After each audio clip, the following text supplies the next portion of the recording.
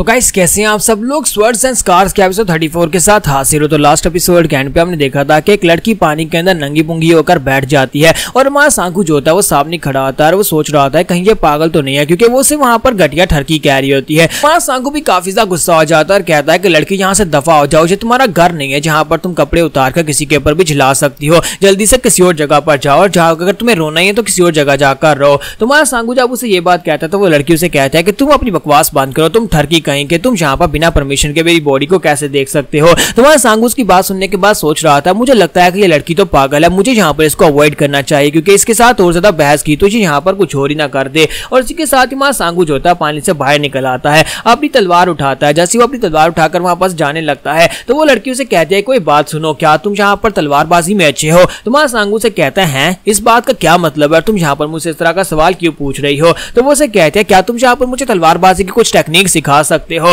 तुम्हारा सांकू कहता है क्या तुम्हें यहाँ पर मुझसे टेक्निक सीखनी है। तो वो कहती है हाँ मुझे यहाँ पर तुमसे टेक्निक सीखनी है, मैं यहाँ पर किसी ऐसे को ढूंढ रही हूँ जो कि तलवारबाजी में काफी ज्यादा अच्छा हो, जो मुझे यहाँ पर तलवारबाजी के कुछ स्किल सिखा सके ताकि मैं यहाँ पर फाइटिंग करने के लायक हो जाऊँ। तुम्हारा सांकू कहता है कि मैं यहाँ पर तुम्हें क्यों सिखाऊंगा। तो वो उसे कहता है क्योंकि तुमने यहाँ पर मेरी बॉडी को देखा है, अब जबकि तुमने मेरी बॉडी को देखा है तो तुम्हें यहाँ पर इसकी कीमत अदा करनी होगी, चलो मुझे यहाँ पर टेक्निक सिखाओ। तुम्हारा सांकू कहता है कि तुमने खुद यहाँ पर अपनी बॉडी मुझे दिखाई है, मैंने यहाँ पर तुम्हारी बॉडी को नहीं देखा। सांकू की बात सुनने के बाद वो लड़की जो होती है गुस्से के साथ चिल्लाकर उसे कहती है कि तुम वाकई में एक बहुत ही कमीने ठरकी इंसान हो, अब तुम यहाँ पर जो तुमने किया है उसकी जिम्मेदारी उठाने को तैयार नहीं हो। पहले तुमने यहाँ पर मुझे बिना कपड़ों के देखा और अब यहाँ पर तुम इसकी जिम्मेदारी भी नहीं उठा रहे। तो सांकू उसकी बात सुनने के बाद गुस्से के साथ उसे कहता है कमीनी कहीं कि मुझे लगता है कि तुम ही यहाँ पर एक ठरकी हो जो खुद यहाँ पर अपनी बॉडी दिखाने के लिए आई हो, और वैसे भी तुम्हारी बॉडी में खास ही क्या है, मैं यहाँ पर तुम्हारी छोटी छोटी बॉडी को देखूंगा ही क्यों, जबकि ये तुम्हारी अपनी गलती है। तो मुझे लगता है कि मुझे यहाँ पर तुम्हारे सर में एक पंच मारना चाहिए। तो ये बात सुनने के बाद वो लड़की फिर से वहां पर रोना शुरू कर देती है, फिर साथ उसे कहती है कि कमीने इंसान ने यहाँ पर मेरा नाजायज फायदा उठा लिया, मुझे यहाँ पर नहाते हुए देख लिया और उसके बाद अब यहाँ पर जब मैं उसे कह रही हूँ कि बदले मुझे तलवारबाजी की एक टेक्निक सिखा दो, आगे से मुझे मारने की बात कर रहा है। तुम्हारा सांकू उसकी बात सुनने के बाद और भी गुस्सा होता है कि ये कमीनी तो पीछे ही पड़ गई है, और उसके बाद हमारा सांकू पानी में जाता है, उसके सर में पंच मारता है और उसे कहता है कपड़े पहनकर बाहर आ जाओ। और वो कपड़े पहनकर बाहर आ जाती है और उसे कहती है कि तुमने बहुत ही जोर से पंच मारा। तुम्हारा सांकू से कहता है कि तुम्हारे जैसी एक बच्ची को यहाँ पर इस तरह की हरकतें बिल्कुल भी नहीं करनी चाहिए। सांकू से उसकी एज पूछता है तो उसे कहते हैं कि मेरी उम्र 16 साल है। तुम्हारा सांकू कहता है देखो तुम तो सिर्फ एक बच्ची हो और तुम यहाँ पर अपनी हरकतें चेक करो। तो वो उससे पूछते हैं कि तुम्हारी एज कितनी है। तुम्हारा सांकू कहता है कि मैं 20 साल का हूँ, मैं तुमसे बड़ा हूँ। तो वो उसे कहती है नहीं तुम यहाँ पर मुझसे झूठ बोल रहे हो, तुम 20 के नहीं लगते। तुम्हारा सांकू से कहता है कि फिर से तुम्हारे सर में पंच मारो। तो वो कहती है नहीं नहीं ठीक है अपा मेरे सर में मत मारना। सांकू उससे नाम पूछता है कि चलो आप अपना नाम बताओ। तो वो उसे अपना नाम बताती है कि उसका नाम सोहो है। साथ ही वो उससे पूछता है कि बताओ तुम रहती कहाँ पर हो। तो वो उसे बताती है कि मैं उस माउंटेन के ऊपर रहती हूँ। तुम्हारा सांकू कहता है कि तुम तो काफी दूर से यहाँ पर आई हो और तुम वहां पर उस माउंटेन के ऊपर अकेली कैसे रह सकती हो। तो वो कहती है कि उस माउंटेन के ऊपर मैं अपने ग्रैंडपा के साथ रहती हूँ और वहां पर बहुत सारे माउंटेन बैंडिट्स आते रहते हैं, तो मैं उनके साथ फाइट कर रही थी जिसकी वजह से मैं जख्मी हो गई, तो मैं इस पानी के अंदर नहीं इस नदी के अंदर नहाने के लिए आ गई। तुम्हारा सांकू कहता है कि यार तुम्हें यहाँ पर ट्रेनिंग करनी क्यों है। तो वो कहता है कि मुझे ट्रेनिंग इसलिए करनी है क्योंकि मेरे ग्रैंडपा जहाँ फाइट नहीं कर सकते, इसी वजह से माउंटेन बैंडिट्स के साथ मुझे फाइट करनी पड़ती है। तुम्हारा सांकू सोच रहा है मुझे लगता है कि इस लड़की को देखकर ऐसे लग रहा है जैसे कि इसने यहाँ पर कोई बहुत ही बड़ी फीलिंग को अपने अंदर छुपा कर रखा हुआ है, जिसकी वजह से यहाँ पर ट्रेनिंग मांग रही है। तो मुझे लगता है कि मुझे यहाँ पर इसको एक दो स्किल सिखा देना चाहिए। तुम्हारा सांकू कहता है कि मुझे ये बताओ कि तुम यहाँ पर ट्रेनिंग करने के बाद आखिर क्या करना चाहती हो। तो वो आगे से खामोश हो जाती है। तो सांकू समझ जाता है कि ये किसी से बदला लेना चाहती है, इसी वजह से यहाँ पर ये ट्रेनिंग की डिमांड कर रही है। फिर साथ ही सांकू से कहता है अच्छा ठीक है मैं यहाँ पर तुम्हें एक दो टेक्निक सिखाऊंगा और उसे ध्यान से देखना और उसे यहाँ पर याद कर लेना। और इसी के साथ ही वो उसे कहती है कि हाँ क्यों नहीं ओपा, मैं यहाँ पर ध्यान से देखूंगी। और माँ सांकू पूरी रात उसे वहां पर ट्रेनिंग देने के बाद सुबह के वक्त वहां पर उठता नहीं है। तो इसी के साथ शीन उसके पास आती है और उसे कहते हैं क्या हो गया, तुम यहाँ पर इतने लेट क्यों हो गए, तुम्हें तो जल्दी उठना चाहिए था। तो वो कहता है कि मैं यहाँ पर पूरी रात सो नहीं पाया, मैं ट्रेनिंग पर गया था इसी वजह से। तो मैं शीन उसे कहती है कि अच्छा ठीक है आप जल्दी से तैयार होकर नहा धोकर बाहर आ जाओ, क्योंकि हमें जाना होगा, हम माउंटेन के करीब पहुंचे हुए हैं, हमें आज माउंटेन के ऊपर जाना है, जाकर उस डिवाइन फिजिशियन से मिलना है। तो सांकू कहता है अच्छा ठीक है। और उसके बाद वो लोग नहा धोकर तैयार हो जाते हैं और वहां पर सीधे माउंटेन के ऊपर चले जाते हैं। तो जैसे वो लोग माउंटेन के ऊपर जाते हैं तो वहां पर सामने उन्हें घर दिखाई देता है। तो वो लोग वहां पर से उतरकर नीचे आते हैं। तो मिस डैंग उन लोगों से कहते हैं कि तुम लोग यहीं पर रुको, मैं अकेली अंदर जाऊंगी, जाकर उनसे बात करूंगी। और इसी के साथ वो दरवाजे के सामने खड़ी होकर कहते हैं कि मिस्टर डिवाइन फिजिशियन क्या आप अंदर हो।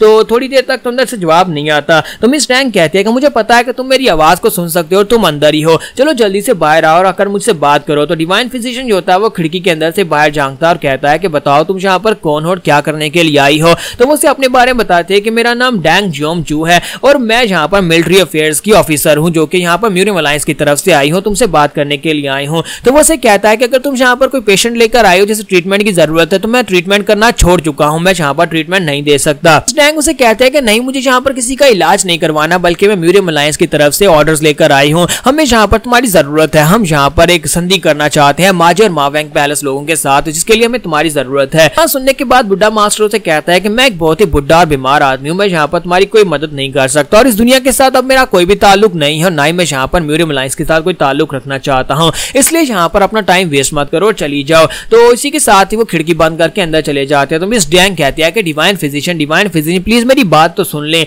लेकिन इसी के साथ वो बेचारी वहीं पर खड़ी रह जाती है। तो वो लोग वहां पर खड़े रहते हैं और वहां पर उन्हें दोपहर हो जाती है, यानी सुबह से दोपहर हो जाती है और वो बेचारे वहीं पर खड़े खड़े उसका वेट कर रहे होते हैं कि क्या पता वो अंदर से बाहर निकले और आकर उनसे बात करे। और सभी लोग वहीं पर काफी ज्यादा बोर हो रहे होते हैं क्योंकि उन्हें काफी देर हो गई होती है, काफी घंटे हो गए होते हैं। और इसी के साथ ही साइड के ऊपर से सोहो निकल कर आती है और कहती है कि मुयोपा तुम यहाँ पर क्या कर रहे हो। तो मां सांगू से देखता और कहता है कि सोहो तुम यहाँ पर क्या कर रही हो। तो वो कहती है ये मेरा घर है, मैं अपने ग्रैंडपा के साथ यहाँ पर रहती हूँ। तो मां सांगू कहता है अच्छा तुझे तुम्हारा घर है, इसका मतलब जैक वो डिवाइन फिजिशियन तुम्हारे ग्रैंडपा है। तो वो कहती है हाँ वो मेरे ग्रैंडपा हैं। सांगू से कहता है कि मैं और मेरे दोस्त यहाँ पर तुम्हारे ग्रैंडपा से बात करने के लिए आया, हम लोग एक ऑफिशियल काम से आया म्यूरियम अलायंस की तरफ से। सोहो से कहते हैं क्या तुम वाकई में म्यूरियम लीग से हो। तो वो कहता है हाँ मैं म्यूरियम लीग का एक प्रोसिक्यूटर ऑफिसर हूँ, मैं जहाँ पर इनका सिक्योरिटी गार्ड बनकर यहाँ पर आया हूँ। तो सोहो की बात सुनने के बाद कहती है अच्छा ठीक है, मुझे लगता है कि ग्रैंडपा ऐसे तुम्हारी बात नहीं सुनेंगे, मैं अंदर जाती हूँ। और इसी के साथ वो भागती हुई अंदर चली जाती है। और इसके अंदर चले जाने के बाद मिस शीनु से कहते हैं कि अब ये लड़की कौन है। तुम्हारा सांगू कहता है इसका नाम सोहो है और मैं यहाँ पर इसको रात के वक्त मिला था, रात के वक्त मैंने इसे यहाँ पर तलवारबाजी की प्रैक्टिस करवाई थी। और उसके बाद थोड़ी देर के बाद सोहो बाहर निकलती है और आकर मिस डैंग से कहते हैं कि मेरे ग्रैंडफादर तुम्हें ज्यादा टाइम नहीं देंगे, जाओ जाकर उनसे बात कर सकती हो। तो वो कहती है तुम्हारा बहुत बहुत शुक्रिया और इसी के साथ ही वो अंदर चली जाती है। जबकि हमारी सोहो जो होती है वो सांगू और उसके साथ उसे कहते हैं कि तुम सभी लोग इस तरफ आ जाओ और वो उन सभी लोगों को अपने साथ लेकर साइड के ऊपर आते हैं और उनको चाय देती है। तो मिस शीनु से कहते हैं कि तुम्हारा नाम तो बहुत ज्यादा प्यारा है, मेरा नाम मिस सोहो है और हमारी प्रोसिक्यूशन ब्यूरो की लेफ्टिनेंट है, इनका नाम मुन जियो सियोल है। और वो लोगों को अपना नाम बताती है और साथ उन्हें चाय देती है और साथ ही उनसे कहते हैं कि तुम सभी लोग यहाँ पर बैठकर चाय पियो। तो मैं शीनु से पूछती है कि तुम्हारे हाथ को क्या हुआ, क्या यहाँ पर चोट लगी है। तो अपना हाथ छुपा लेती है। तो मां सांगू से कहता है क्या तुम सारी रात यहाँ पर तलवार घुमाती रही हो, मैंने तुम्हें प्रैक्टिस का कहा था लेकिन ये नहीं कहा था कि तुम यहाँ पर प्रैक्टिस को इस हद तक करो कि तुम्हारे हाथ के ऊपर छाले पड़ जाए। तो वो आगे से वहां पर शर्मिंदा हो जाती है और वहीं पर खामोश हो जाती है। फिर साथ उसे कहती है क्या तुम यहाँ पर मुझे थोड़ी सी और टेक्निक सिखा सकते हो। तो सांगू कहता है हाँ क्यों नहीं। और इसी के साथ उसे अपने साथ लेकर वहां से बाहर चली जाती है। जब वो सांगू को लेकर बाहर आ जाती है तो सांगू वहां पर सोच रहा था कि मुझे लगता है कि यहाँ पर ट्रेनिंग के दौरान इसने पूरी रात अपनी तलवार को हाथ में पकड़कर घुमाया होगा, इसी वजह से इसके हाथ के ऊपर यहाँ पर ब्लिस्टर्स बन गए होंगे, जिसकी वजह से उसने अपने हाथ के ऊपर पट्टी बांधी हुई है ताकि इसके हाथ के ऊपर से सारी पट्टियां भी उतरती जा रही है। लेकिन इसके बावजूद यहाँ पर तलवारबाजी की प्रैक्टिस की जा रही है। मुझे लगता है कोई ना कोई ऐसी बात है जिसकी वजह से जल्दी से जल्दी अपने आप को ट्रेन करना चाहती है और जल्दी से जल्दी अपने आप को यहाँ पर अपने आप को एक तलवारबाज बनाना चाहती है। हो सकता है कि ये किसी से बदला लेना चाहती हो क्योंकि इसकी भावनाओं से साफ पता चल रहा है, जिस तरह से ये बातें छुपा रही है। मुझे तो लगता है कि किसी से बदला लेना चाहती है, लेकिन किससे, मुझे इससे ये बात जाननी होगी। तो जहां पर हम लोग अपनी एपिसोड 34 का एंड करेंगे, नेक्स्ट एपिसोड में देखेंगे कि हमारा सांगू जो है वो इसका बदला लेने में इसकी मदद करेगा। तो वहां पर भी काफी अच्छी फाइटिंग देखने को मिलेगी।